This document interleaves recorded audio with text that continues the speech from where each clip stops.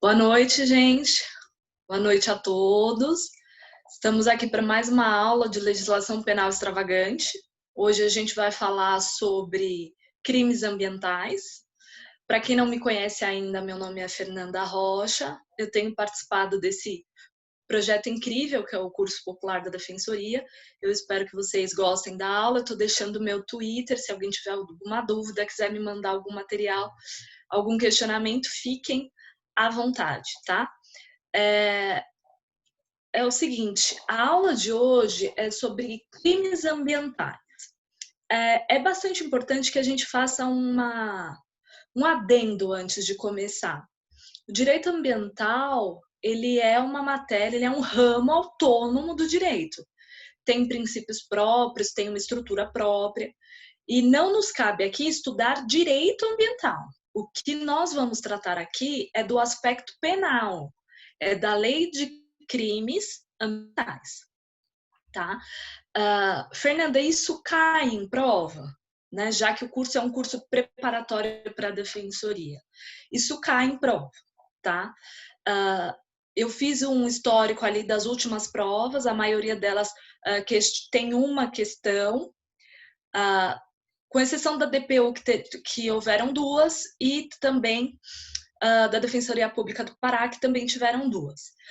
É aquela coisa, né? Nossa, mas só uma questão, de repente o que te deixa fora de uma segunda fase é uma questão.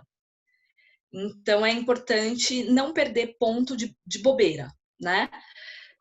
Eu fiz esse quadrinho para vocês perceberem o seguinte, que o que se cobra de crimes ambientais é a letra da lei. Ainda é a letra da lei. Por que isso?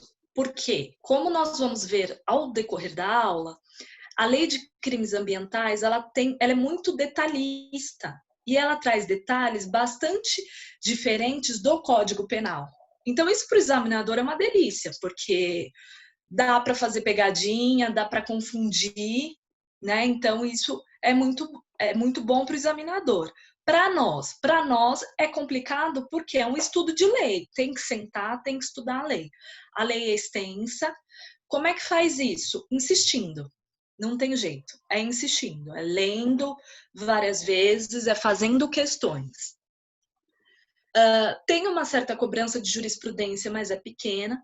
Mas eu acho bastante interessante dar atenção para a jurisprudência, porque tem bancas que têm uma preferência por cobrá-las, né? Por exemplo, a CESP. Então, é legal sempre estudar a lei com jurisprudência. Doutrina quase não cai.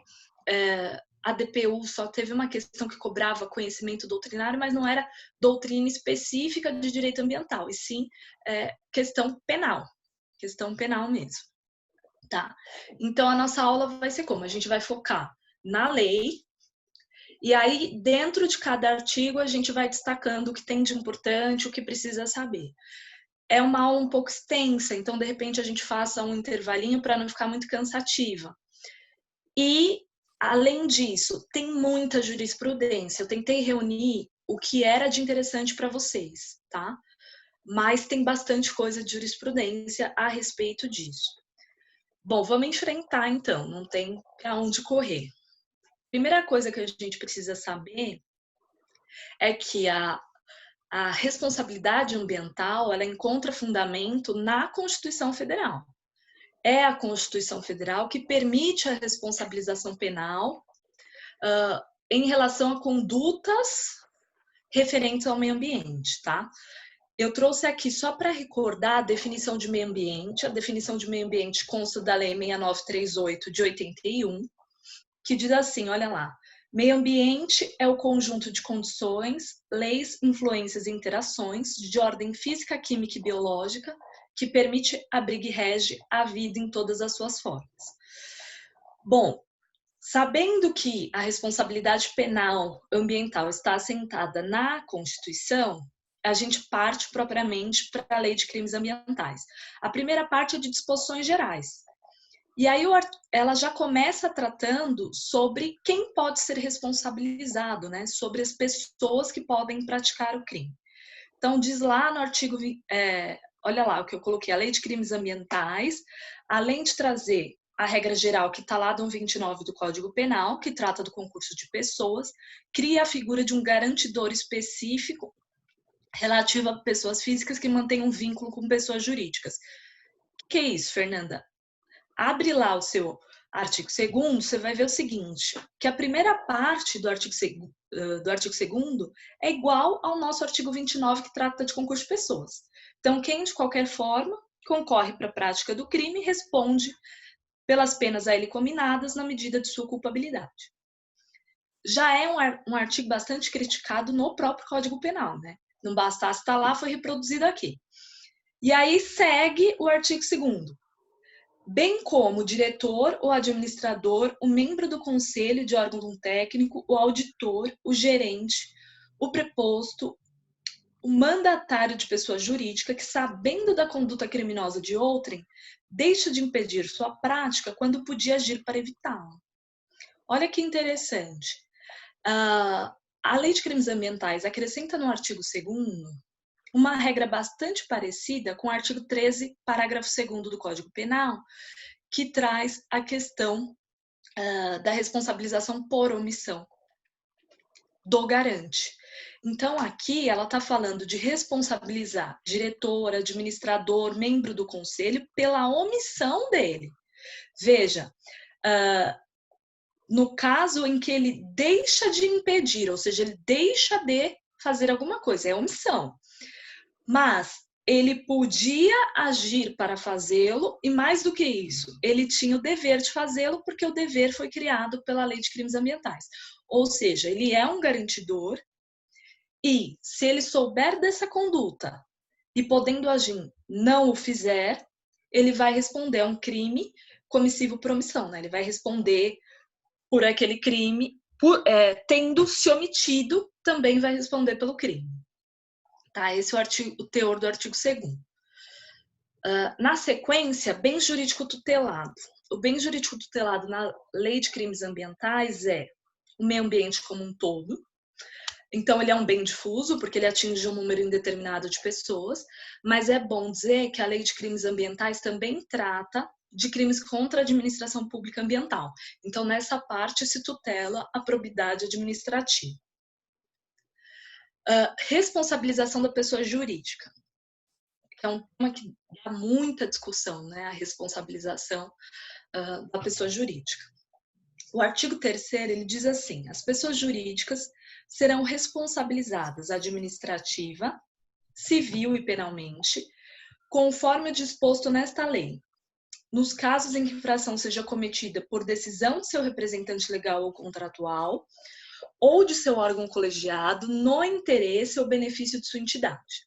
A responsabilidade das pessoas jurídicas não exclui a das pessoas físicas, autoras, coautoras ou partícipes do mesmo fato. Então, primeira coisa, a possibilidade de responsabilizar penalmente a pessoa jurídica por crime ambiental encontra assento na própria Constituição Federal. Então, está lá no 225, parágrafo 3º, a possibilidade de se responsabilizar penalmente a pessoa jurídica. Então, a Lei de Crimes Ambientais, ela somente regulamenta uma disciplina que já consta da Constituição. Sobre a pessoa jurídica, existiram algumas teorias que é interessante a gente discutir para fins de uma questão oral, de uma segunda fase. Bom, quais são as teorias sobre a responsabilidade da pessoa jurídica? Então, nós temos a teoria da ficção, que é de Savigny. Ela vai dizer que as pessoas jurídicas são uma abstração, elas carecem de vontade própria, de finalidade própria, e assim, se ela não tem vontade, não tem como falar em fato típico, porque isso é indispensável para o fato típico, né? Como para elas também não têm uma capacidade de ser culpável. Então, assim, para quem defende a teoria da ficção, a pessoa jurídica não pode responder penalmente porque lhe falta 3 capacidades. Então, a capacidade de ação, no sentido estrito do direito penal, porque ela não tem consciência ou vontade. A capacidade de culpabilidade, porque culpabilidade refere-se a um juízo de reprovabilidade, que é algo próprio do ser humano, então não daria. E a ausência de capacidade de pena, porque você não teria como a pessoa jurídica cumprir uma pena, o que depois se mostrou meio furado, né? A outra teoria é a teoria da realidade ou da personalidade real, de Otto Gierke, e assim, para essa teoria, a pessoa jurídica ela não é um ser artificial, ela é um ser real e ela é independente das vontades que a compõem, dos indivíduos que a compõem. Ela tem uma personalidade real, ela tem vontade própria e ela tem sim capacidade de praticar ilícitos penais.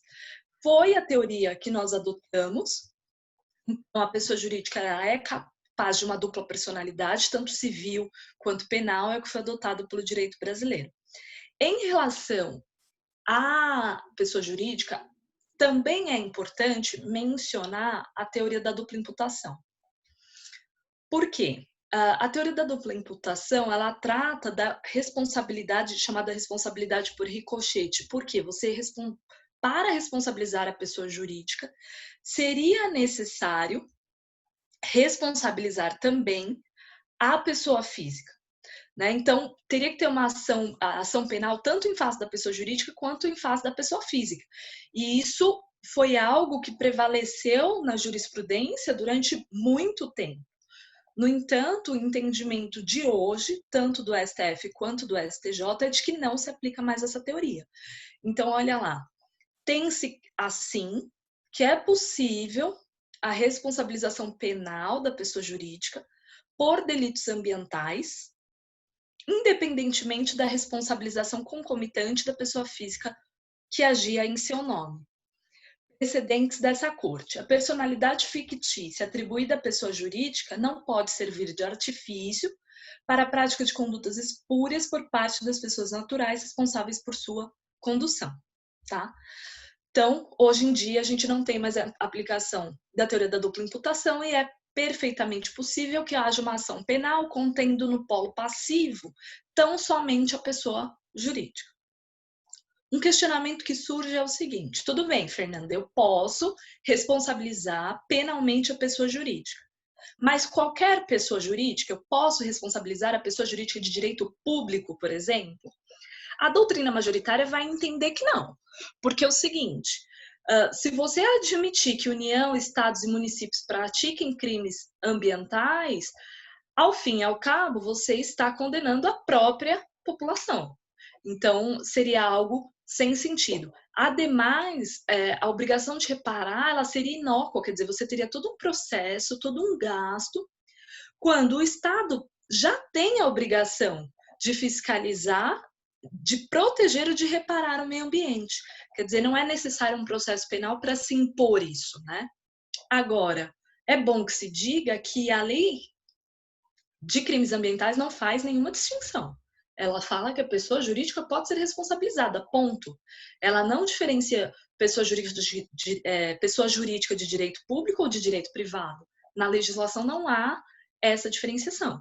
Então, é uma coisa que é legal de saber para fins de argumentação em prova.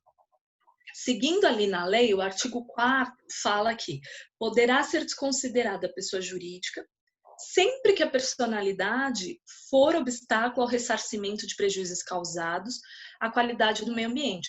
Ou seja, se aplica aqui a teoria menor. Por quê? Basta que a personalidade jurídica seja obstáculo ao ressarcimento do prejuízo. Isso já é suficiente para a desconsideração da pessoa jurídica. Não é necessário que se preencha todos aqueles requisitos que constam do artigo 50 do Código Civil, tá? Seguindo aqui nas disposições gerais, o que nós temos? Aplicação da pena. O artigo 6º vai dizer o seguinte: para a imposição e gradação da penalidade, a autoridade competente observará a gravidade do fato, tendo em vista os motivos da infração e suas consequências para a saúde pública e meio ambiente, os antecedentes do infrator quanto ao cumprimento da legislação de interesse ambiental e a situação econômica do infrator no caso da multa. Então, olha só, é claro, quando o juiz for impor uma pena, então supõe uma ação penal de crime ambiental em que o réu foi condenado, o juiz vai impor a pena.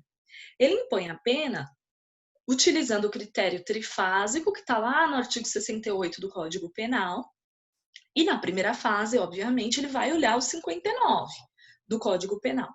No entanto, a legislação ambiental acrescenta ou impõe que o juiz dê destaque à gravidade do fato e dê destaque também aos antecedentes da legislação de interesse ambiental, ou seja, antecedentes específicos do réu. E no que tange a pena de multa, olhar a situação econômica dele. Bom, seguindo no artigo 7º, e aqui é legal, porque é o seguinte, é um artigo que cai direto em prova, por causa dessa diferenciação que tem para o Código Penal. Eu tentei colocar de uma forma que fique bem claro para vocês aí as distinções. O artigo 7º trata da possibilidade, trata das penas restritivas de direito, da possibilidade delas substituírem as privativas de liberdade, quando que isso pode acontecer. Então, olha lá.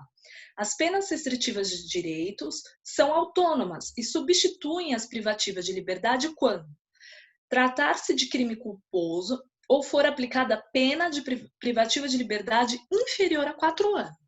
Então, assim, na legislação ambiental, para substituir pena carcerária por restritiva de direito, ou o crime tem que ser culposo, ou, se ele for doloso, a pena tem que ser inferior a 4 anos, menos que 4 anos. No Código Penal é diferente. No Código Penal, se aplica a substituição para o crime culposo, nessa parte ok, só que em relação ao crime doloso, o 44 do Código Penal vai dizer que a pena privativa de liberdade não pode ser superior a 4 anos. Ou seja, eu consigo substituir pena de 4 ou menos. Na legislação ambiental, substitui pena menor que 4. No Código Penal, pena igual ou menor que 4, né? E o Código Penal traz um requisito a mais.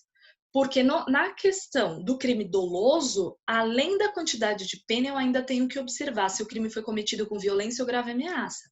Porque se ele foi cometido com violência ou grave ameaça, não vai caber a substituição. Então, por exemplo, uma situação de roubo tentado. O crime de roubo tentado fica com uma pena inferior a 4 anos, em regra, se não houverem circunstâncias desfavoráveis. Nessa situação, como a violência e grave ameaça são elementares do tipo penal de roubo, não há que se falar em substituição. Então, o Código Penal tem esse requisito a mais. Seguindo na lei de crime ambiental, então a lei de crime ambiental, primeiro, exige que o crime seja culposo para poder substituir, ou se o crime for doloso, que ele tenha uma pena inferior a 4 anos. A lei de crime ambiental exige ainda que a culpabilidade, os antecedentes, a conduta social, a personalidade, os motivos e circunstâncias do crime indiquem que a substituição seja suficiente para efeitos de reprovação e prevenção do crime. Ou seja, a lei de crimes ambientais exige circunstâncias judiciais favoráveis. Até aí, sem problema nenhum. Só que no Código Penal isso é diferente. Porque no Código Penal, além das circunstâncias judiciais favoráveis, que estão lá no artigo 44, inciso 3, ou seja, nesse ponto ele é igual à lei de crimes ambientais, ele exige que o réu não seja reincidente em crime doloso. Esse requisito não consta da lei de crimes ambientais.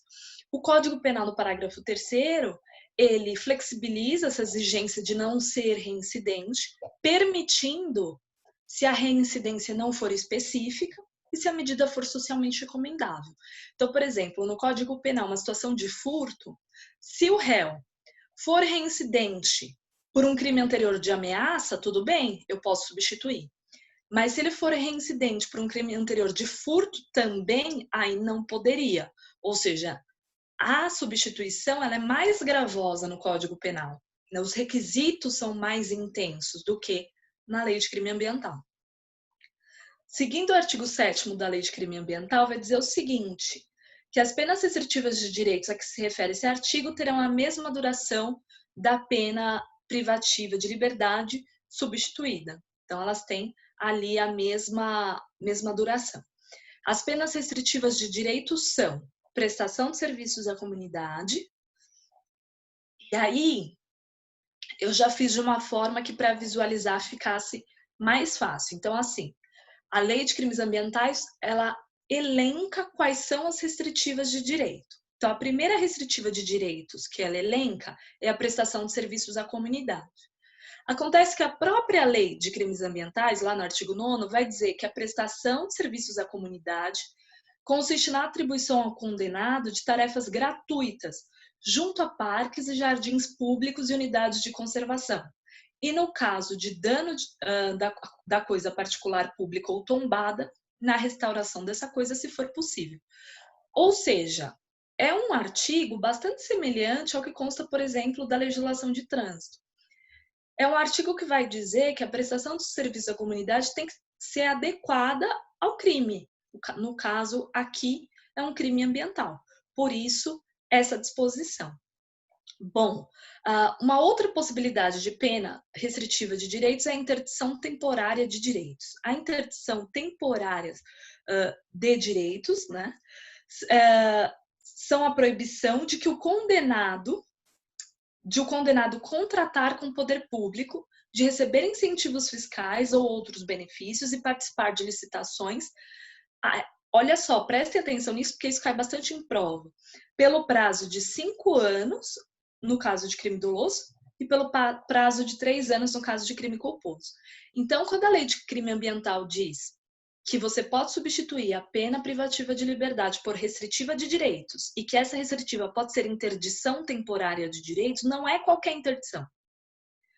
A interdição refere-se à proibição de o condenado contratar com o poder público, de receber incentivos fiscais, de participar de licitações por um período, porque também não pode haver pena perpétua. Então, assim, ele não vai poder participar por 5 anos se o crime for doloso e 3 anos se esse crime for culposo. Vamos seguir. Terceiro tipo aqui, suspensão parcial ou total de atividades. Então, você pode substituir aquela pena de prisão por uma restritiva consistente em suspensão parcial ou total da atividade. A legislação ambiental diz que essa substituição vai ocorrer quando essas atividades não estiverem obedecendo às prescrições legais. Então, a pessoa jurídica, suponha, cometeu um delito ali, ambiental. Na hora de aplicar a pena, se percebe que ela pratica atividades que não obedecem às prescrições legais. Então, a pena pode ser substituída por suspensão dessas atividades, tá? Outra possibilidade de restritiva de direitos é a prestação pecuniária. E olha lá, a prestação pecuniária consiste no pagamento em dinheiro à vítima ou à entidade pública ou privada com fim social de importância fixada pelo juiz não inferior a um salário mínimo, nem superior a 360 salários mínimos, e o valor pago será deduzido de eventual reparação civil a que for condenado infrator, aqui bastante semelhante ao Código Penal, né? Recolhimento domiciliar, então, o Código, a Lei de Crimes Ambientais, ela estabelece o recolhimento domiciliar como uma hipótese de pena restritiva de direitos. Lembra que nós estamos aqui, no artigo 8º. As penas restritivas de direitos são, inciso 5, recolhimento domiciliar. O que é esse recolhimento domiciliar? O artigo 13 vai dizer que ele se baseia na autodisciplina e senso de responsabilidade do condenado, que deverá, sem vigilância, trabalhar, frequentar curso, exercer atividade autorizada, permanecendo recolhido nos dias, horários de folga em sua residência ou em moradia que seja destinada para tanto. Tá? Olha o 14. O 14 é interessante, assim. É aquele tipo de artigo que você precisa saber. É chato, né? Porque, na verdade, não deixa de ser uma decoreba, né? Entre aspas, aqui, porque precisa conhecer. Das questões que eu elenquei ali para vocês, que eu andei observando, acredito que 3 ou 4 tratavam sobre o artigo 14. Então, é bastante importante sabê-lo, né? De cor. Então, olha lá, circunstâncias que atenuam a pena. Baixo grau de instrução, arrependimento do infrator, manifestado pela espontânea reparação do dano ou limitação significativa da degradação ambiental. Então, quer dizer, Se o réu tinha um baixo grau de instrução, escolaridade, isso vai atenuar a pena. Se ele se arrepender, reparando o dano ou limitando aquela degradação, também teremos a situação de atenuação da pena. Aí teremos como a comunicação prévia do agente do perigo iminente de degradação ambiental. Pensa numa barreira que corre um sério risco. Na situação de o administrador daquela barreira ali avisar as autoridades que ela tem um perigo de desabar, seria a hipótese dessa atenuante. E colaboração com os agentes encarregados de vigilância e controle ambiental. Deixa eu só vou dar uma paradinha aqui para dar uma olhada aqui no bate-papo. Esse inciso 1 é uma espécie de co-culpabilidade? O Everton pergunta. Boa sua pergunta, Everton. Vamos voltar aqui? Deixa eu só voltar.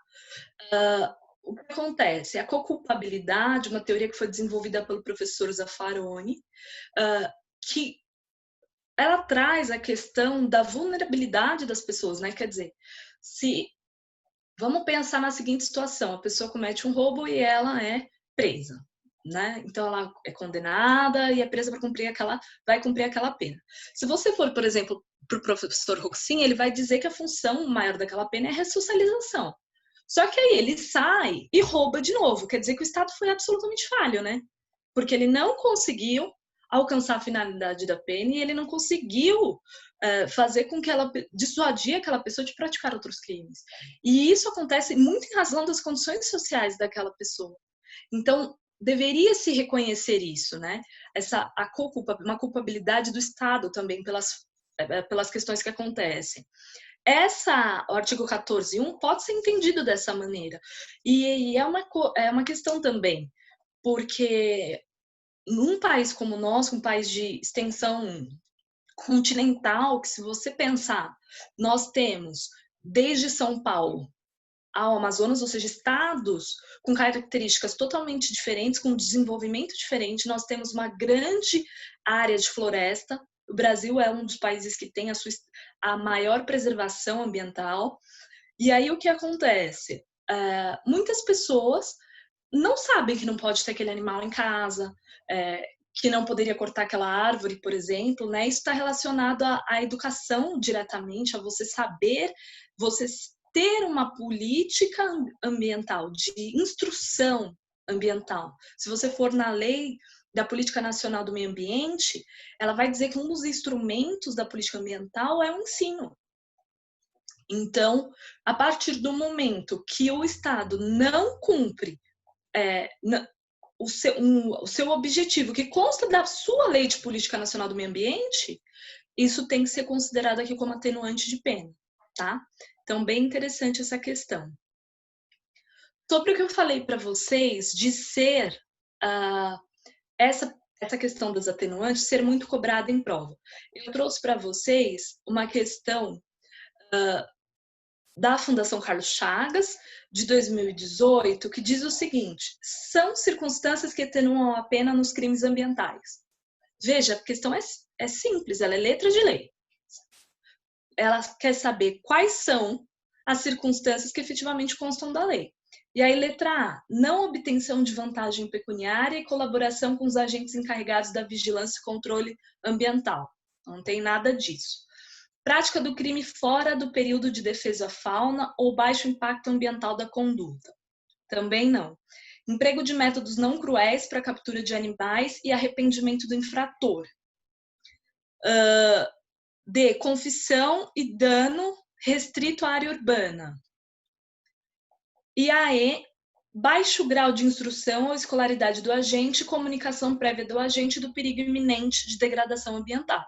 É a letra E, mas percebam que a questão ela é simples, mas exige que você se recorde, que na hora da prova você consiga se lembrar desse artigo 14. A gente vai ver que isso retoma em outras questões, tá? Olha o artigo 15. São circunstâncias que agravam. Então, no 14 a gente viu as circunstâncias que atenuam, aqui nós vamos ver as circunstâncias que agravam. Então, são circunstâncias que agravam a pena quando não constituem ou qualificam o crime. A reincidência nos crimes de natureza ambiental. Olha que interessante, a agravante aqui é a reincidência específica. a reincidência em crimes de natureza ambiental, né? Eu vou retirar o que eu disse, não é específica no sentido de ser reincidência no mesmo tipo penal, mas reincidência em crimes de natureza, ou seja, você praticou um crime da lei de crimes ambientais, depois você pratica outro também dessa lei. Então, 2 de natureza ambiental. Você teria aí a situação da reincidência. O 2, ter o agente cometido a infração para obter vantagem pecuniária, coagindo outrem para a execução material da infração, afetando ou expondo a perigo de maneira grave a saúde pública ou meio ambiente, concorrendo para danos à propriedade alheia, atingindo áreas de unidades de conservação ou áreas sujeitas por ato do poder público a regime especial de uso, impedindo áreas urbanas ou atingindo áreas urbanas aí ou assentamentos em período de defesa à fauna. O que eu grifei ali, ó? Em domingos ou feriados ou à noite, porque é o que mais cai em prova. É a questão do domingo, feriado ou à noite. Aí te perguntam se é atenuante ou agravante. É agravante praticar no domingo, feriado ou praticar à noite. Por que agrava? Porque são dias e horários em que a fiscalização é muito menor. A fiscalização já é pequena, né, gente? Mas assim, domingo, feriado e à noite é muito menor. Então, se você pratica um delito ambiental nesse período, vai se agravar a pena. Em épocas de seca ou inundações, no interior do espaço territorial especialmente protegido, com o emprego de métodos cruéis para abate ou captura de animais, mediante fraude ou abuso de confiança, mediante abuso do direito de licença, permissão, autorização ambiental, no interesse de pessoa jurídica que é mantida por verbas públicas, atingindo espécies ameaçadas, ou facilitada por funcionário público no exercício de sua função. Caramba, são várias agravantes.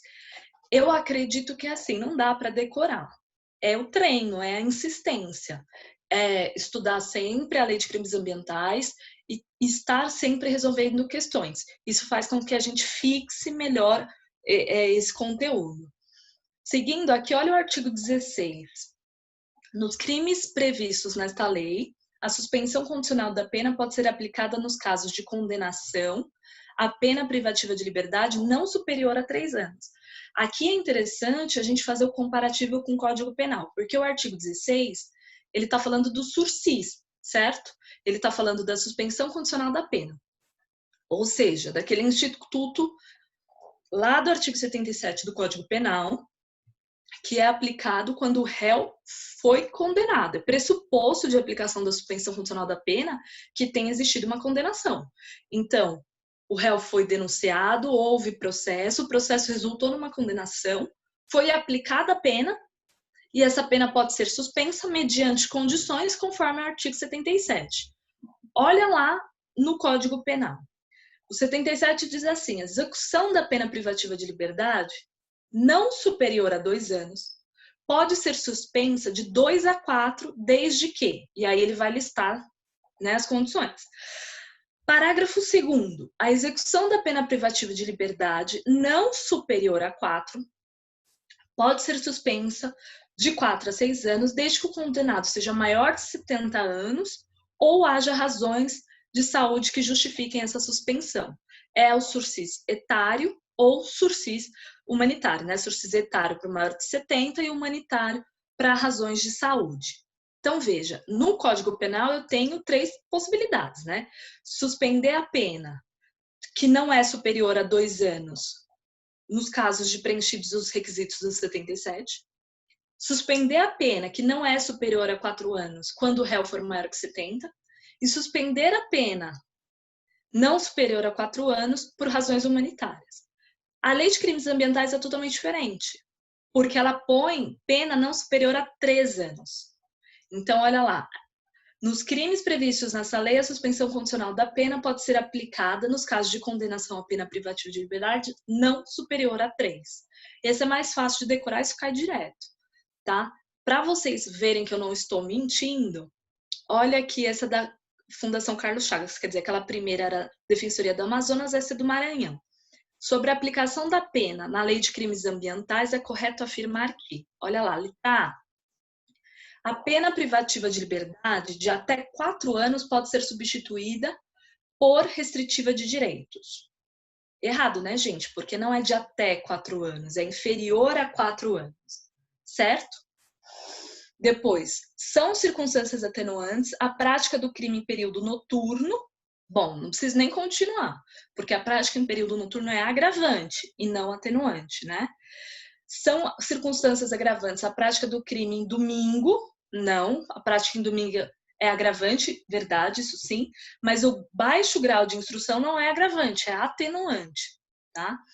Olha a letra D. O recolhimento domiciliar é a espécie de pena restritiva de direitos e não se confunde com a prisão domiciliar aplicável em caso de regime aberto. Essa é a letra D. Letra E. A suspensão condicional da pena pode ser aplicada nos casos de condenação à pena privativa de liberdade não superior a 4. Tá errado, né? Suspensão condicional da pena na Lei de Crimes Ambientais exige pena não superior a 3. Então, veja, uma única questão perguntou da quantidade de pena que precisa para substituir por restritiva, perguntou sobre atenuante, sobre agravante, sobre uma espécie de restritiva de direitos e sobre a quantidade de pena no caso de sursi. Quer dizer, são vários artigos, mas tudo ali letra da lei. A questão correta aqui é a letra D, que o recolhimento domiciliar é uma espécie de pena restritiva de direitos. Sobre o recolhimento domiciliar, é bom a gente fazer essa distinção que foi cobrada na prova. O recolhimento domiciliar ou prisão domiciliar esse recolhimento ele é tratado na legislação de maneiras diferentes.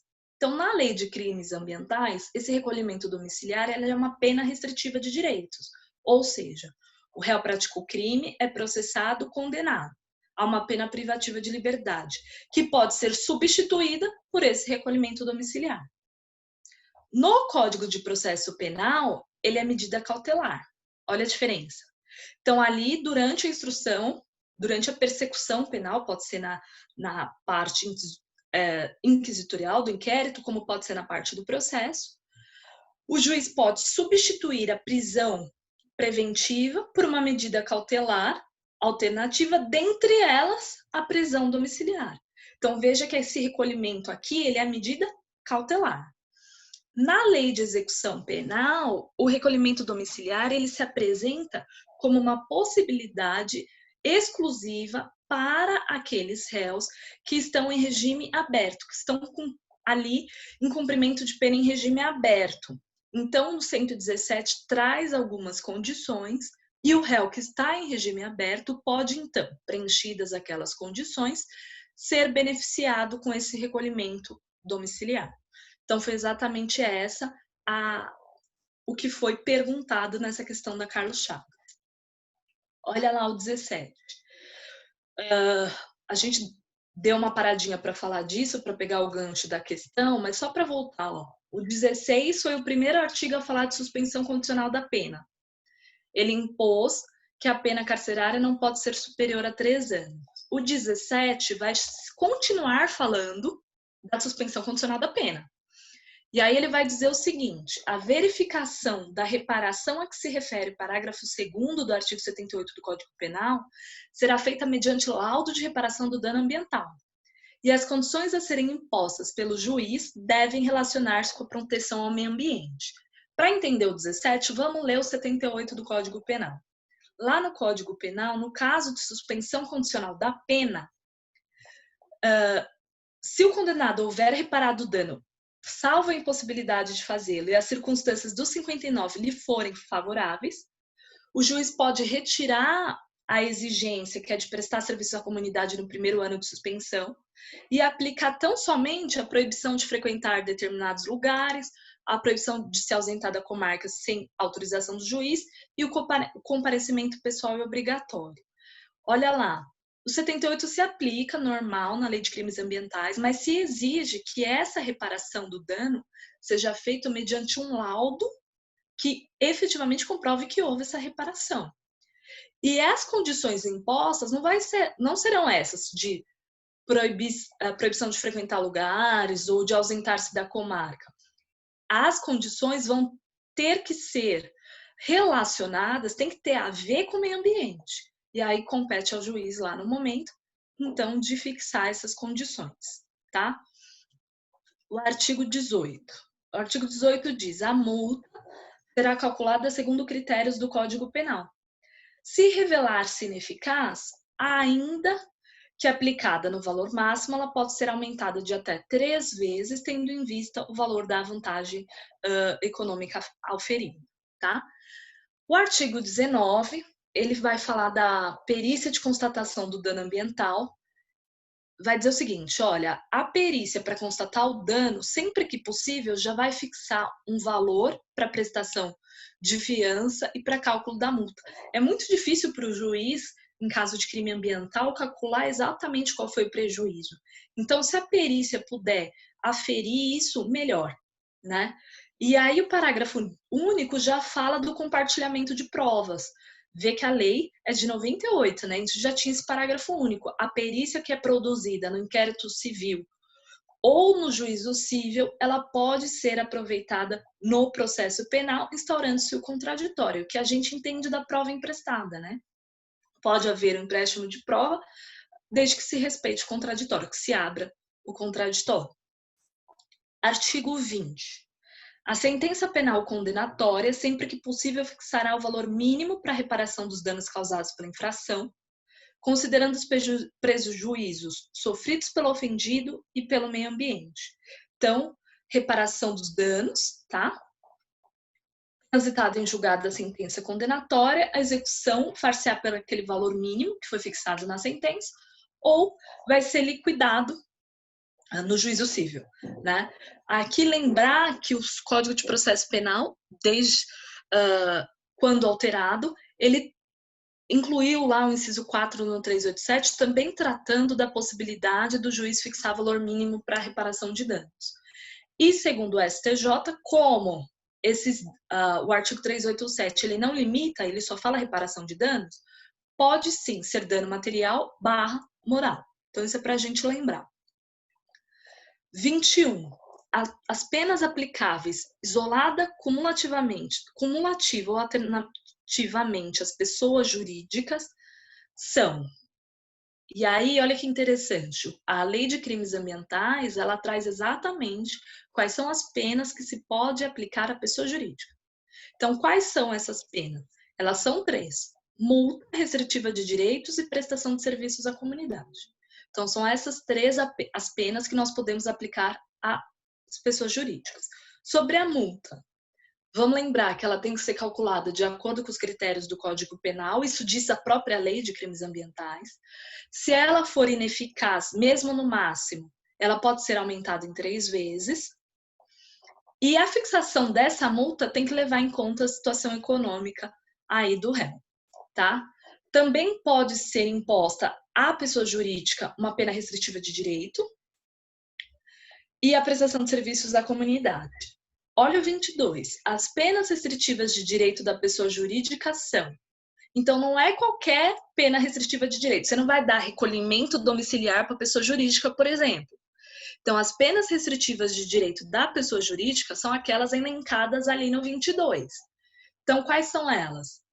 1. Suspensão parcial ou total de atividades. O parágrafo 1º vai dizer que essa suspensão vai ser aplicada quando as atividades que a pessoa jurídica presta não estiverem obedecendo às disposições legais no que tange a proteção ao meio ambiente. A segunda possibilidade de pena restritiva de direito para a pessoa jurídica é a interdição temporária do estabelecimento, obra ou atividade. E essa interdição, ela vai acontecer quando esse estabelecimento, quando essa obra, quando essa atividade estiver funcionando sem devida autorização ou em desacordo com a autorização concedida. É só você pensar numa situação, por exemplo, de uma pessoa jurídica que derrama os seus dejetos num córrego que passa próximo. Quer dizer, ela está exercendo a sua atividade de maneira irregular. Ela está exercendo em desacordo, obviamente, porque ninguém tem autorização para despejar dejeto em córrego, né? E aí, uma vez condenada após o processo, a pena poderia ser uma pena restritiva de direitos consistente na interdição temporária desse estabelecimento. Por que que é interdição temporária? Porque a gente não tem, né, pena perpétua. Então, interdição aqui temporária. Aí você tem proibição de contratar com o poder público ou dele obter subsídios ou doações. Isso também pode ser uma pena restritiva de direitos. E essa proibição não pode exceder o prazo de 10 anos. Vamos para o 23. O 23 vai descrever como será a prestação de serviços à comunidade da pessoa jurídica. Então, essa prestação de serviços à comunidade vai ser como? É lógico, a pessoa jurídica não vai sair andando para prestar serviço. A lei vai explicar como vai ser, como que será. Será mediante custeio de programas e projetos ambientais, com a execução de obras de recuperação de áreas degradadas, manutenção de espaços públicos, contribuições a entidades ambientais ou culturais. E olha o 24. A pessoa jurídica constituída ou utilizada preponderantemente com o fim de permitir, facilitar, ocultar a prática de crime definido nesta lei, terá decretada sua liquidação forçada. Seu patrimônio será considerado instrumento de crime e, como tal, perdido em favor do Fundo Penitenciário Nacional. Olha que interessante, porque a gente considera a pessoa jurídica uma pessoa independente, uma pessoa real. A lei de crimes ambientais tem toda uma preocupação de que as penas a ela impostas não sejam perpétuas, elas têm prazo de duração, mas no 24 ela possibilita a morte dessa pessoa, porque quando você liquida a pessoa jurídica, acabou, já era, né? Então, se você pensar aqui, liquidação da pessoa jurídica é a morte dessa pessoa, acabou ali, né? E aqui, na verdade, ela fala como se fosse um efeito da condenação, né? Quer dizer, se você, por meio de condenação, por meio de processo, vê que essa pessoa jurídica, vê não, prova, né? Por meio de processo, existe a prova, existe o contraditório, e se conclui que ela permitia, facilitava, ocultava a prática de crime, além das penas, vai ser decretada ali essa liquidação, tá? Então, esse é o artigo 24. O 25 fala da apreensão do produto e instrumento do crime. O 25 é aquela situação que a gente bem conhece, né? Tá toda hora no jornal. O IBAMA surpreendeu madeireiro, pessoal com caminhão cheio de madeira de lei cortada. Quer dizer, quando você apreende esses produtos, o que você faz com ele? Essa é a pergunta. O 25 vai te responder. Ele vai falar que se você apreende um animal, qual é a regra? Liberar ele no habitat, tá? Mas, às vezes, isso não é viável, e aí pode ser que ele vá para um zoológico, para uma fundação, enfim. Até que esse animal seja entregue à instituição, ele tem que ser mantido em condições adequadas, até aí acho que tudo bem, né? Quanto a produtos perecíveis ou madeira, veja, exatamente a situação que eu comentava, esse material vai ser avaliado e doado para a instituição hospitalar e penal, ou com fim beneficente. Se forem produtos ou subprodutos não perecíveis, eles serão destruídos ou doados, né? E os instrumentos que foram utilizados para a prática desse crime vão ser vendidos, sendo descaracterizados para reciclagem. Aí vem aqui uma parte que nos interessa mais da lei, né? Que é a questão da ação penal e do processo penal, tá? Bom, os crimes ambientais são crimes que se processam mediante ação penal pública incondicionada. Então, quem dá início à ação é o Ministério Público, tá? A competência para o processamento e julgamento dessas ações ambientais é determinado de acordo com o bem ambiental afetado. Nem sempre foi assim. Hoje isso é muito tranquilo, de que a competência para julgar, para processar e julgar crimes ambientais, ela é determinada de acordo com o bem ambiental afetado. A súmula 91 do STJ, ela foi revogada. Essa súmula dizia que se fosse crime contra a fauna, seria competência da Justiça Federal. Isso não vale mais, tá?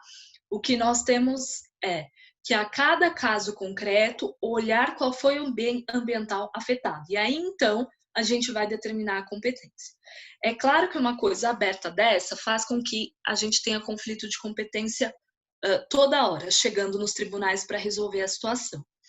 Mas eu vou tentar clarear para vocês. Então, eu vou tentar clarear para vocês para fins de prova. Olha lá, competência federal. A gente sabe que ela está lá no artigo 109.4 da Constituição, e o 109 diz o seguinte: os crimes políticos e as infrações penais praticadas em detrimento de bens, serviços ou interesses da União, de suas entidades autárquicas, empresas públicas, excluídas as contravenções e ressalvadas a competência da Justiça Militar e da Justiça Eleitoral. Então, o 109 vai dizer, competência da Justiça Federal, os crimes políticos e infrações penais praticados em detrimento de bens, serviços da União, entidades autárquicas, empresas públicas, excluídas contravenções e a competência da Justiça Militar e Eleitoral. Bom, disso nós podemos extrair o quê? Primeiro, nós podemos extrair que se o delito for praticado em uma unidade de conservação que tenha sido criada por um decreto federal, ou seja, uma unidade de conservação federal, a competência vai ser federal. Então, delito praticado em unidade de conservação federal, competência da Justiça Federal. Essa é a regra. Existe exceção? Existe. Se, por exemplo, aquela unidade de conservação, embora tenha sido criada por um decreto federal, ou seja, embora ela seja federal, ela tenha havido a delegação da fiscalização e administração para outro ente, aí a competência não vai ser mais da Justiça Federal. Olha o julgado que eu trouxe para vocês de 2018. Ele diz assim: a orientação jurisprudencial desta Corte é de que se o crime ambiental for cometido em unidade de conservação criada por decreto federal, evidencia-se o interesse federal na manutenção e preservação da região, ante possível lesão a bens, serviços ou interesses da União, nos termos do 109.4 da Constituição, que nós acabamos de ler. Agora, no caso, embora o local do dano ambiental esteja inserido em uma área de proteção da Bacia do Rio São Bartolomeu, que foi criada por um decreto federal, não vai haver interesse da União, porque a lei federal subsequente delegou a fiscalização e a administração dessa área de proteção ambiental para o Distrito Federal. Então, a competência ali seria do Distrito Federal. Essa foi a solução do conflito de competência que chegou ao STJ. Então, a regra é: foi praticado em unidade de conservação criada por decreto federal, a princípio a competência da União, é da Justiça Federal, perdão. Agora, foi criada por decreto federal, mas houve delegação da fiscalização e administração, a competência é estadual do tribunal que tem, do tribunal pertencente ao estado que tem essa administração e fiscalização, tá? Também é competência da Justiça Federal os delitos praticados no interior de bens da União. Tudo bem, isso decorre direto do 109. No caso de tráfico internacional de animais silvestres e também no caso de delito a bordo de navios e aeronaves, tá? E a competência estadual? A competência estadual, ela será sempre do bem jurídico, que o bem jurídico afetado pertencer ao estado ou ao município, tá? O simples interesse genérico ou indireto da União não dá competência para a Justiça Federal, quer dizer, tem que haver um interesse real ali. Ou seja, a regra é que seja da Justiça Estadual, né? A não ser que você verifique ali um interesse direto mesmo da União, aí sim que você vai mandar para a Justiça Federal. Atenção, em regra, os crimes contra a fauna são de competência da Justiça Estadual, ou seja, a súmula do STJ foi revogada, tá? O STJ acabou até cancelando a súmula depois. Só não vai ser da Justiça Federal, da Justiça Estadual, desculpa, os crimes contra a fauna, por exemplo, no caso do tráfico internacional de animal silvestre, né? Que aí você tem uma questão ali, a internacionalidade, que vai puxar para a Justiça Federal. Questão dos juizados. Os juizados especiais criminais, que estão dispostos na Lei 9.099 de 95, essa lei se aplica também aos crimes ambientais de menor potencial ofensivo, observada algumas peculiaridades. Então, isso aqui é uma coisa bem interessante, porque é uma coisa que vai ser cobrada em prova, com certeza, que é as peculiaridades da lei de crimes ambientais. Porque ela permite a aplicação da Lei 9.099 de 95, mas permite com algumas modificações que a gente vai ver agora. Olha o 27. Nos crimes ambientais de menor potencial ofensivo, a proposta de aplicação imediata de pena restritiva de direitos ou multa, do que ele está falando? Ele está falando da transação penal, certo? Que está prevista lá no 76 da Lei 9.099 de 95, somente poderá ser formulada desde que tenha havido a prévia composição do dano ambiental de que trata o artigo 74, salvo em caso de comprovada impossibilidade. O que o 27 está dizendo é, você quer a transação penal? Então você tem que ter reparado o dano antes, tá? A não ser que isso seja impossível, né? Reparar o dano ambiental. Olha o 28. O 28 vai tratar da suspensão condicional do processo, tá? As disposições do artigo 89 da Lei 9.099, quer dizer, suspensão condicional do processo, elas vão se aplicar aos crimes de menor potencial ofensivo, mas com algumas modificações. Então, vamos olhar essas modificações. A primeira delas, a declaração de extinção de punibilidade, que trata o artigo 5º do artigo referido no caput, dependerá de laudo de constatação de reparação do dano ambiental, ressalvada a impossibilidade prevista no inciso 1 do parágrafo 1º do mesmo artigo. O que é isso, gente? O artigo 89, lá da Lei 9.099, diz que, expirado o prazo sem revogação, o juiz declarará extinta a punibilidade. Então, é aquela situação em que o Ministério Público oferece denúncia, mas verificado que o réu preenche ali os requisitos, ele, na verdade, em geral, o Ministério Público oferece denúncia e solicita que venha aos autos folhas de antecedentes, né? Então, o que acontece? Nesse tempo, ele verifica se o réu tem condições se ele preenche os requisitos do 89 da Lei 9.099. Se for o caso de suspensão condicional do processo, o Ministério Público oferece essa suspensão e aí, aceitando, né? Se o réu aceitar, o processo vai ficar suspenso por um período e nesse período o réu cumpre algumas condições.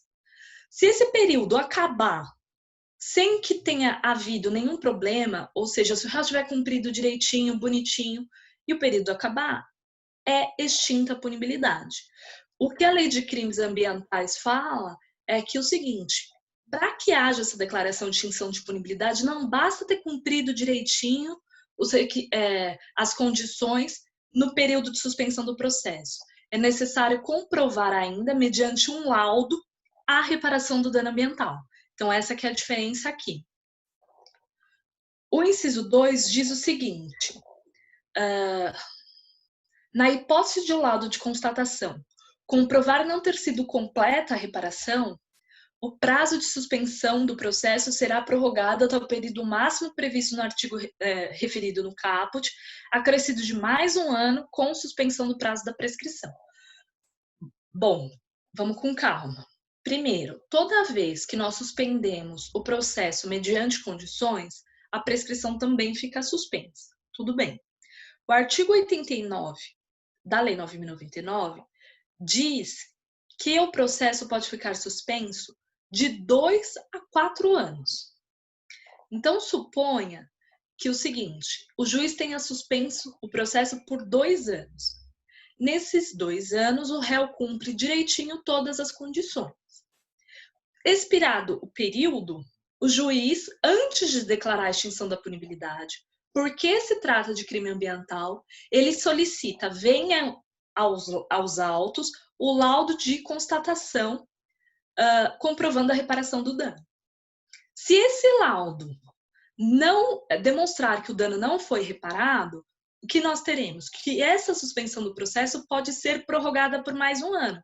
Então, veja, O juiz inicialmente suspendeu por 2, ele pode suspender por mais 1, chegando a 3. O que ele fala? Que pode haver a suspensão até o período máximo. Qual é o período máximo? Veja, o 89 fala que eu posso suspender de 2 a 4.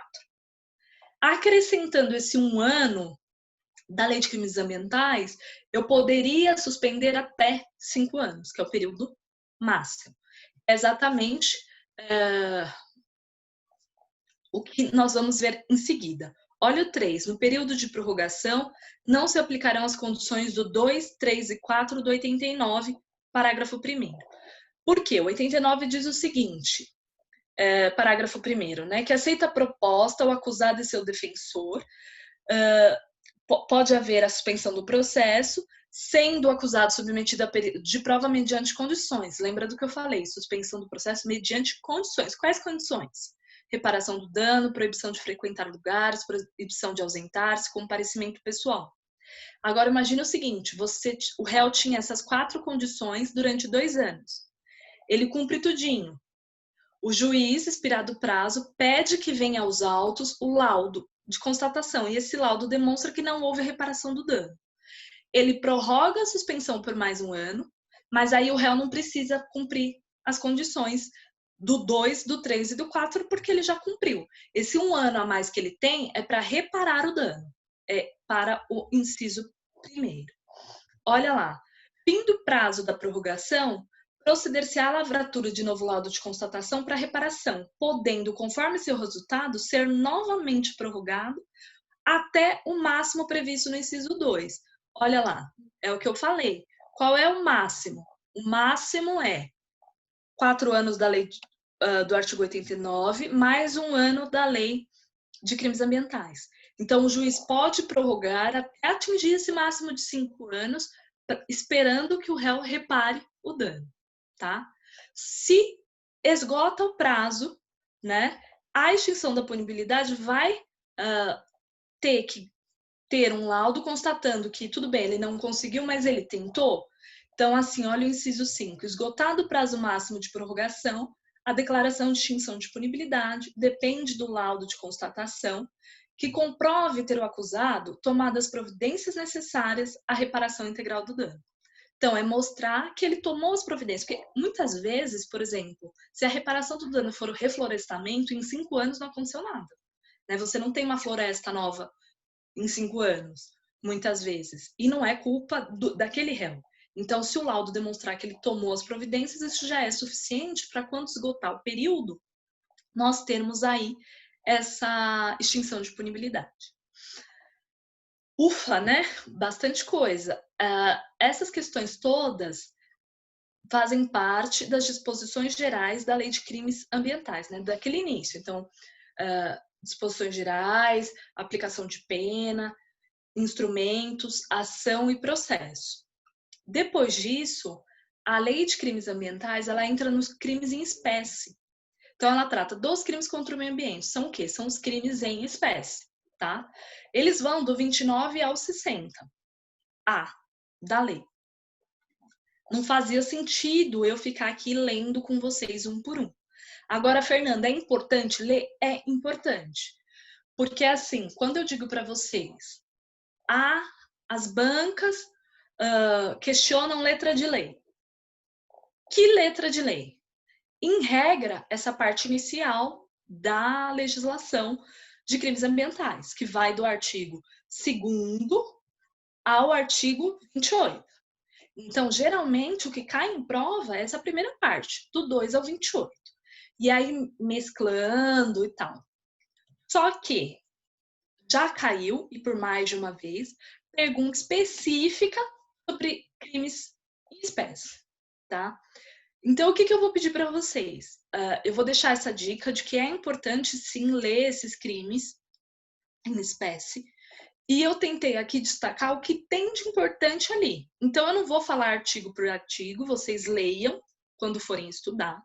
Mas eu vou destacar aqui os artigos que já foram objeto de questão e os artigos que mais comumente aparecem no tribunal. Né? Então, assim, o que mais aparece na jurisprudência é o que vai ser perguntado em prova. Então, é esse destaque que eu vou dar a partir dessa parte da aula, tá? Então, primeira coisa, leitura do 29 ao 60.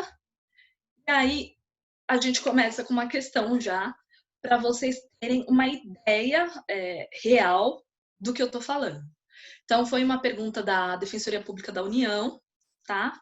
Prova CESP, de 2015, já um pouco mais antiga, mas a pergunta era o seguinte: em relação aos crimes contra a fé pública, aos crimes contra a administração pública, aos crimes de tortura e aos crimes contra o meio ambiente, julgue o item a seguir.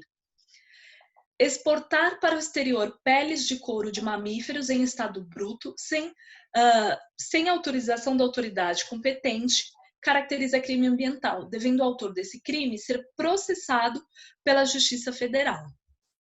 Olha lá, o item está errado, porque olha o que diz o artigo 30. Exportar para o exterior peles e couros de anfíbios e répteis. Veja que a questão era só a letra da lei, né? Então ali fala peles e couros de mamífero e na verdade era peles e couros de anfíbios e répteis, tá? Isso do artigo 30. Seguindo aqui,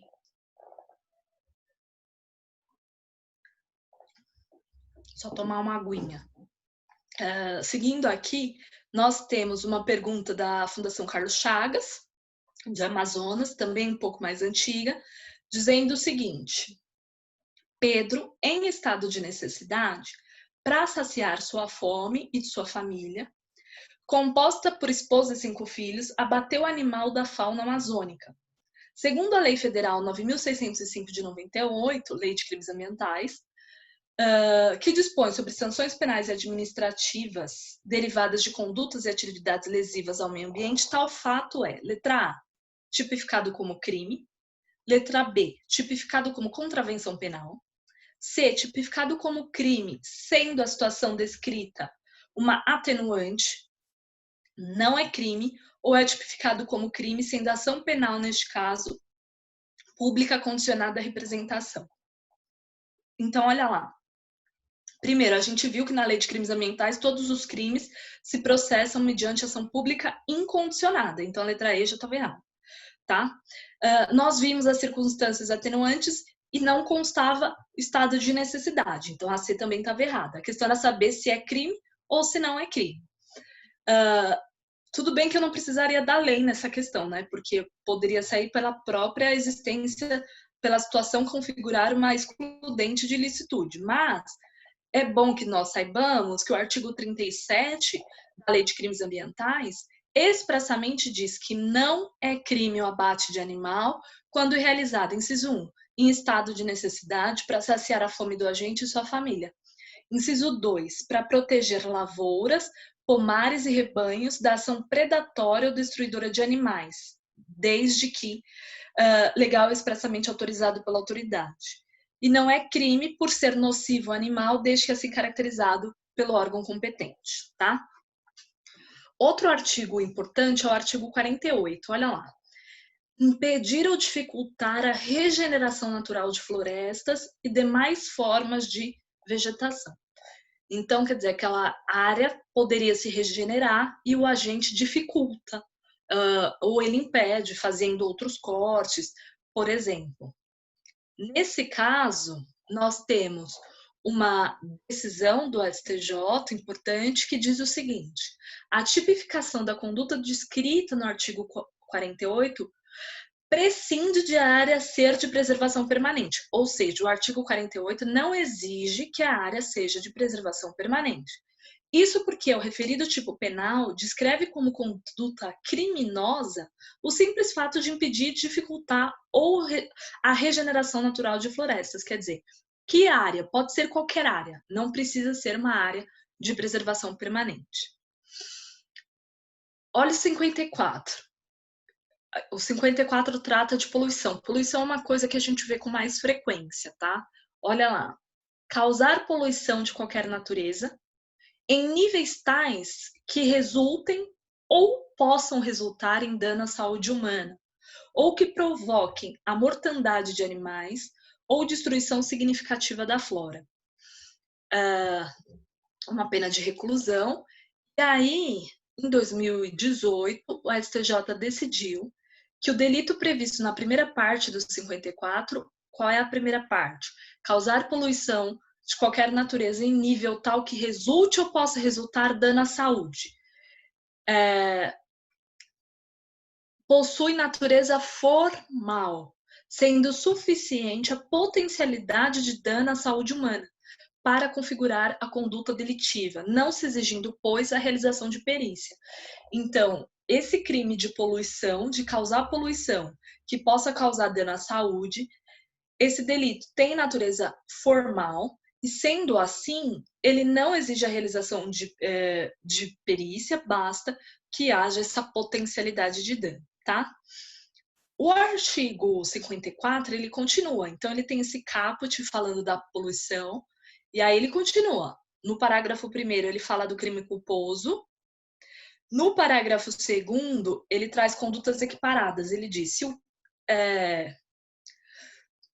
na verdade, ele traz uma qualificadora, né? Se o crime tornar uma área urbana ou rural imprópria para a ocupação humana, se causar poluição atmosférica que provoque a retirada, ainda que momentânea, dos habitantes das áreas afetadas, ou que cause dano direto à saúde da população, que cause poluição hídrica que torne necessária a interrupção do abastecimento de água, que dificulte ou impeça o uso de praias, que ocorra por lançamento de resíduos sólidos, líquidos, gasosos ou detritos, óleos ou substâncias em desacordo com a lei, reclusão de 1 a 5 anos, ou seja, o caput fala do da poluição, né? Causar poluição que traga dano à saúde. Aí o parágrafo 1º da conduta culposa e o parágrafo 2º vai trazer a qualificadora. O parágrafo 3º, as equiparadas, ou seja, que incorrem nas mesmas penas do parágrafo anterior, ou seja, incorre na qualificadora quem deixa de adotar, quando assim exigir a autoridade competente, medidas de precaução com risco de dano ambiental grave e irreversível. O 56. Eu quis trazer o 54 na íntegra, vocês já vão ver por quê, tá? Então, não se desesperem que a ideia não é ficar lendo o artigo, mas é porque mais para frente eu vou retomar isso. O 56 também é importante porque nós tivemos decisão do STJ a respeito dele. O 56 diz: produzir, processar, embalar, importar, exportar, comercializar, fornecer, transportar, armazenar, guardar, ter em depósito substância tóxica, perigosa ou nociva à saúde humana ou ao meio ambiente em desacordo com as exigências estabelecidas em lei. Então, quando se tinha um processo disso, o que a defesa alegava? Que se estava sendo imputada a pessoa, por exemplo, a conduta de ter em depósito uma substância tóxica, você tinha que ter uma perícia para comprovar que essa substância de fato é tóxica ou de fato é perigosa, tá? O STJ entendeu que não é necessário. Por quê? Porque é um crime de perigo abstrato, portanto, ele dispensa a prova da nocividade ou da periculosidade, só se exige, por ser norma penal em branco, que o produto esteja elencado na resolução 420 da NTT. Esse é o teor do informativo 613 do STJ, tá? Aí nós temos a pena, reclusão de 1 a 4 anos, aí nas mesmas penas incorre quem? Então, vem as condutas equiparadas, né? Então, quem abandona produto que está descrito no CAPT ou utiliza em desacordo com regras de segurança, quem manipula, armazena, reutiliza ou dá destinação final diversa daquilo que é exigido. Se for uma substância radioativa, há uma causa de aumento. Se o crime for culposo, a pena é, então, de detenção. O artigo 58, ele fala o seguinte: dos crimes dolosos previstos nessa seção, então, qual é a seção? A seção diz assim: da poluição e outros crimes ambientais. Então, nos crimes dolosos dessa seção que trata de poluição, as penas serão aumentadas. Aí traz as causas de aumento, né? Então, de 1/6 a 1/3, se resulta dano irreversível à flora ou meio ambiente. De 1/3 até metade, se resulta lesão corporal grave. Do dobro, se resulta morte. E e essas penas só vão ser aplicadas se não resultarem em crime mais grave, por exemplo, a imputação de um homicídio, né? Por que eu trouxe todos esses artigos? E aí sim vem a nossa explicação. Porque nós temos uma decisão muito recente do STJ, de março de 2020, acerca desses delitos. Então, assim, o que ele está dizendo? Ó, os delitos previstos no artigo 54, parágrafo 2º. Qual é o 54, parágrafo 2º? O 54 trata do delito de causar poluição, o parágrafo 2º traz a qualificadora, tá? Então, esse é o parágrafo 2º. Os delitos previstos no 54, parágrafo 2º, que é o crime de poluição qualificada, e no 56, parágrafo 1º, 1 e 2, qual é esse? Então, vamos dar uma olhada. 56, 1 e 2. 56 seria exatamente a questão de ter substância tóxica, perigosa ou nociva. Um delito previsto.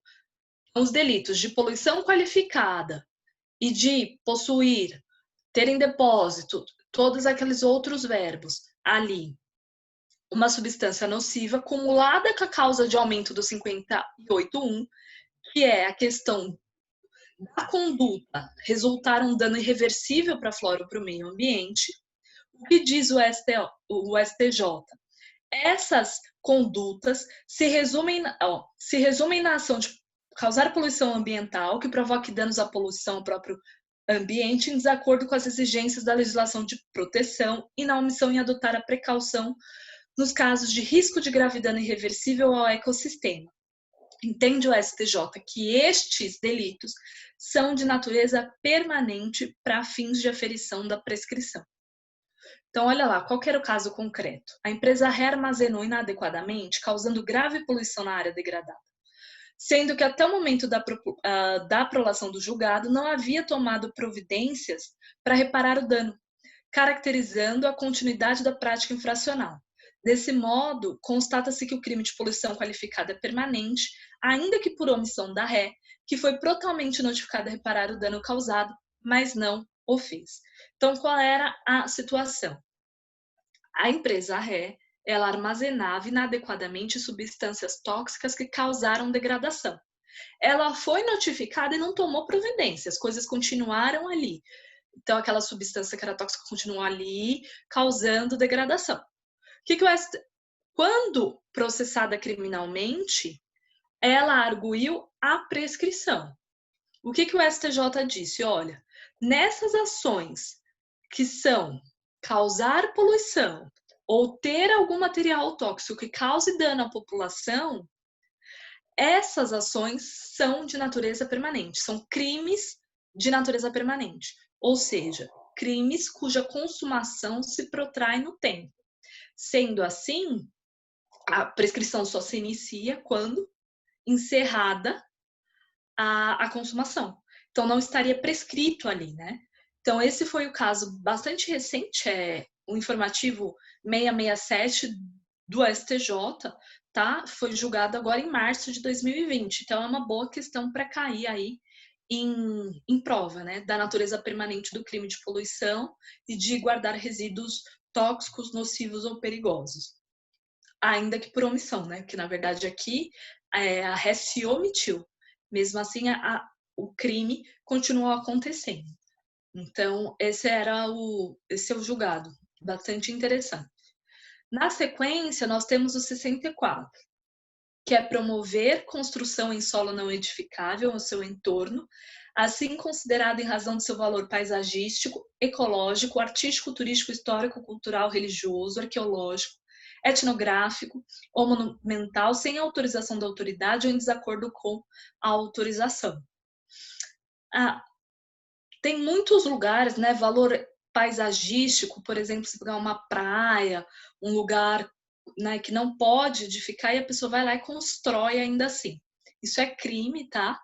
E o STJ já decidiu que esse crime de edificação proibida, ele absorve o crime de destruição de vegetação.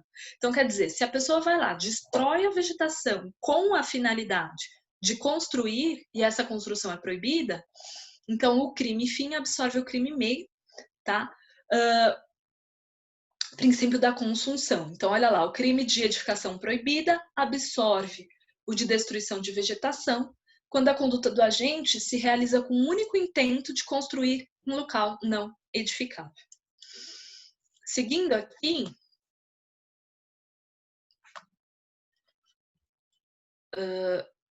64. Depois disso, eu trouxe para vocês a questão do termo de ajustamento de conduta e ação penal. Muitas vezes, né, é feito um termo de ajustamento de conduta entre o órgão ambiental e a pessoa, mas isso não impede o causador do dano, pessoa física ou jurídica, né? Mas isso não impede que haja ação penal, né? Porque vigora no ordenamento a independência das instâncias penal e administrativa. Aí você vai falar, nossa, mas tudo bem, isso aí é batido, né? As instâncias são independentes. Mas a questão, gente, ela é bem problemática, porque a partir do momento que você permite a indação penal, você desincentiva a reparação do dano ambiental. Que em termos de meio ambiente, o que se deve buscar é a reparação do dano ambiental, que é um bem jurídico difuso de todo mundo, né? Para mim não interessa que a pessoa jurídica fique lá dando dinheiro para a instituição, prestando serviço com pena restritiva de direitos. Para mim interessa que ela repare aquele dano ambiental. O problema é quando você diz que as instâncias são independentes, você desestimula que seja feito o termo de ajustamento de conduta. Porque pensa, fala assim, por que eu vou formar esse termo de ajustamento de conduta me comprometendo com algo que muitas vezes é muito custoso, né? Que demanda todo um projeto, todo um gasto e tal, se ainda assim eu vou responder criminalmente, e se criminalmente a pena é muito inferior. Então, tem toda uma discussão sobre essa questão de nós considerarmos até hoje, vê que o julgado é de 2018, mas isso toda hora é discutido e sempre chega nessa, é uma coisa assim, né? Nesse mesmo resultado, de que instância penal e administrativa são independentes, então não interessa o que você fez, se você cumpriu todo o seu termo de ajustamento de conduta, você vai ter a ação penal de qualquer forma, tá? Segunda coisa que é bastante perguntada, incidência do princípio da insignificância, né? Ou seja, naquela ideia de que há condutas, né, que não atingem, que não ofendem aquele bem jurídico, que não tem lesividade nenhuma, portanto não teria tipicidade material. E se o fato atípico conduz à absolvição, né? Então a tipicidade material. Há uma corrente minoritária que vai dizer que não pode o princípio da insignificância, porque nós estamos falando de bem jurídico indisponível, tá? Mas essa corrente é minoritária, que é a corrente majoritária, e também o STJ e o STF têm entendido que é possível, sim, aplicar o princípio da insignificância e, portanto, considerar a conduta materialmente atípica, absolvendo o réu, desde que o dano ocasionado não gere uma lesão ao bem jurídico coletivo. Dá um exemplo, Fernanda, de uma situação que não gerou lesão ao bem jurídico coletivo. Olha aí esse julgado do STJ. Não configura o crime previsto no artigo 34, na hipótese em que há devolução de um único peixe ainda vivo ao rio em que foi pescado. Então, uma situação de pesca em local que era proibido no período, né? Período defeso. Então, o agente é surpreendido ali pescando, ele tinha acabado de pescar um primeiro peixe, chega a fiscalização, ele solta o peixe ainda vivo dentro daquele rio. Então, aqui você não tem a configuração do crime, obviamente não houve lesão nenhuma, né? A tipicidade material. Nós temos, ainda em relação ao artigo 34, uma decisão do STF dizendo assim: o princípio da bagatela não se aplica ao crime previsto no artigo 34 caput, combinado com o parágrafo único 2 da Lei de Crimes Ambientais. ou seja, uma situação em que o princípio da insignificância não foi acolhido. Veja que eu estou falando de novo do artigo 34. Por que eu pus uma atenção ali? Porque, apesar dessa redação do STF ter sido bastante incisiva, né, ela acaba dando a entender que nunca vai caber o princípio da insignificância no 34, existem julgados, tanto do STF como do STJ, e veja que eu coloquei para vocês o informativo 602, né, que aplicam excepcionalmente o princípio da insignificância no caso de pesca ilegal. No caso em que eles negaram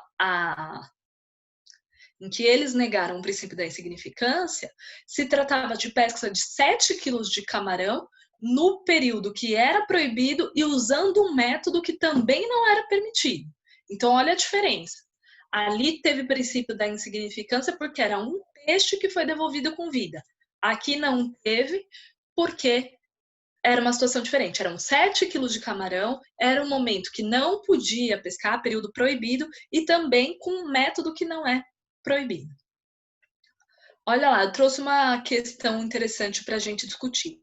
Se a pessoa é flagrada sem nenhum peixe, mas portando consigo equipamentos de pesca em um local onde esta atividade é proibida, ela pode ser absolvida do artigo 34 com base no princípio da insignificância?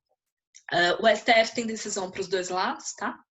Ele vai dizer que sim, que pode, e que enquanto vai dizer que sim, a segunda turma, a ministra Carmen Lúcia já disse que sim e o ministro Dias Toffoli já disse que não. Deixa eu pegar aqui o artigo 34, só para a gente ter uma noção do que a gente está falando. O 34 diz assim, ó: pescar em período no qual a pesca seja proibida ou em lugares interditados por órgão competente. Detenção de 1 ano a 3 anos ou multa, ou ambas as penas cumulativamente. Parágrafo único. Incorre nas mesmas penas quem pesca espécies que devam ser preservadas ou espécimes com tamanho inferiores ao permitido. Quem pesca quantidade superior à permitida ou mediante utilização de aparelho, petrechos, técnicas e métodos não permitidos, ou quem transporta, comercializa, beneficia ou industrializa espécimes provenientes de coleta, apanha ou pesca proibida. Veja que o tipo penal do 34 da Lei de Crimes Ambientais, ele trata de pescar, do ato de pescar. Pescar no período em qual a pesca seja proibida ou pescar em local em que não seja proibido. Aqui, a pessoa é flagrada portando equipamento de pesca. Quer dizer, ela não estava pescando, ela não foi flagrada nem com peixe para dizer que ela pescou e que já tinha consumado o delito. Ela não foi vista pescando, ela só estava no lugar e com equipamento, né? Eu acho que aqui fica uma discussão sobre punição de atos preparatórios quando a legislação não traz isso, porque a legislação não traz expressamente essa questão. O artigo 34 não fala de atos preparatórios, né? Então, era uma coisa que era para estar mais bem resolvida aí. Porque se não tem peixe nenhum, eu não posso dizer que ele já consumou o delito, ou seja, que ele pescou. Se ele não foi surpreendido pescando para dizer que estava praticando a conduta, aqui ele só estava no lugar onde a atividade é proibida e portando esse equipamento, né? Então teria essa discussão sobre atos preparatórios. Jurisprudência em tese, sempre, a gente tem que ter essa mania de estar sempre olhando ali a jurisprudência em tese, e ela traz o seguinte: a jurisprudência, ela é a edição 30 de 2015, tratou só sobre direito ambiental. É legal essa edição 30 porque ela fala tudo sobre direito ambiental, muita coisa que depois virou súmula, muito entendimento que ficou consolidado, tá nessa edição. É claro que aí, assim, a matéria ambiental como um todo, né? Não aqui para nós, porque aqui a gente só pega a parte interessante, que é a parte penal, tá? Então, aqui eu tenho a tese número 5, que diz que é proibido ao IBAMA impor penalidade decorrente de ato tipificado como crime ou contravenção, cabendo ao Poder Judiciário a referida medida. Lógico, né, gente? O processo penal, ele é sobretudo uma garantia para o réu, uma garantia de contraditório, de ampla defesa. Então, o IBAMA não pode impor uma pena por um crime, isso é do Judiciário. E a 11 não é necessariamente de penal, mas eu trouxe porque é interessante a gente lembrar dela, né? Que prescreve em 5 anos, contados do término do processo administrativo, a pretensão da administração pública de promover a execução de multa por infração ambiental. Então, assim, se é infração, uma infração administrativa, a administração tem, depois que termina o processo, 5 anos para cobrar essa multa. Se é um processo criminal, aí a prescrição vai estar dentro do 109 do Código Penal. Mesmo no caso da pessoa jurídica, porque a pessoa jurídica ali vai ter a pena restritiva de direitos, você vai pegar o tempo daquela pena restritiva de direitos e jogar no 109, né? No caso da reparação civil do dano, aí sim, a reparação civil é imprescritível, tá? Mas no caso do processo penal, nós temos sim a prescrição, e no caso de infrações administrativas, nós também temos a prescrição, tá? Então, não fazer essa confusão. Gente, eu acho que hoje a aula seria mais longa, tinha muito conteúdo, mas como ninguém se manifestou, a gente conseguiu deslanchar rápido, né? Então, assim, o material que eu trouxe para vocês era esse. Eu entendo a não manifestação de vocês, porque realmente é um tema maçante. Eu entendo assim, é um tema maçante porque é um tema que é, sobretudo, letra de lei, né? Tem uma coisa ou outra que a gente tem que ter atenção, mas o principal para a prova é conhecer a lei. Se você não conhecer a lei inteira, mas aquela primeira parte que vai do artigo 2º ao artigo 28, precisa conhecer todos os artigos, porque as questões são retiradas dali, tá? E questão, por exemplo, Fernando, e princípio da insignificância? Tem sempre que estar acompanhando o julgado, né? Aquela coisa, vai lendo os informativos, ou direto pela STJ, STF, ou vai lendo os informativos através do Dizer o Direito, mas tem sempre que estar acompanhando a jurisprudência, porque tem esses casinhos aqui. Eu trouxe os que eu reputei mais importante para vocês, mas isso vai se atualizando com o tempo, né? Precisa estar sempre de olho nisso, tá? Então, relação ao material, ele termina aqui, tá? Deixa eu ver se eu tenho alguma pergunta aqui. Eu não tenho nada.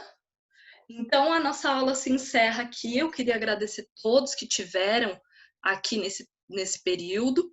Foi muito bom estar com vocês, tá certo? E uma boa noite a todos. Cuidem-se.